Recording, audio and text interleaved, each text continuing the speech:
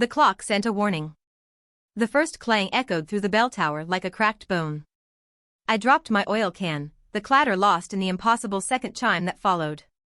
For 600 years, the celestial chronometer had been silent, its great iron heart seized by rust and time. I was its keeper, its mourner, the lonely guardian of a dead giant. But now, it was alive.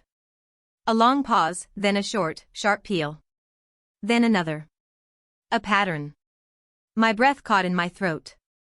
I fumbled for my phone, my shaking fingers barely able to open the translation app one used for my ham radio hobby.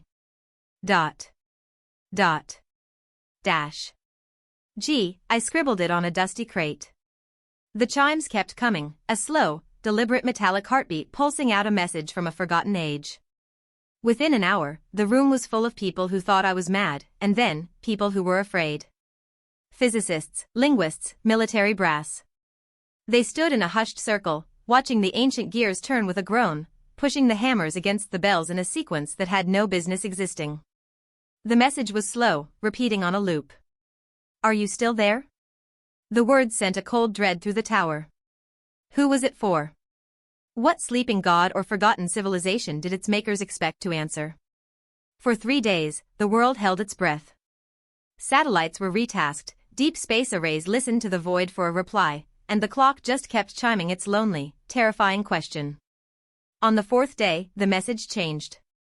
I was the only one in the tower, the officials having retreated to a command center. A new sequence began. Slower, more deliberate. I held my breath, transcribing the chimes, my heart hammering against my ribs. My blood ran cold as the letters formed. I am not asking. I stared at the words, my mind refusing to understand. The chimes continued, the final part of the message revealing the truth not as a warning, but as a pronouncement.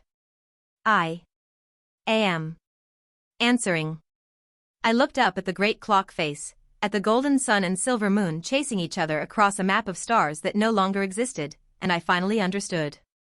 The clock hadn't been built to send a message, it had been built to receive one.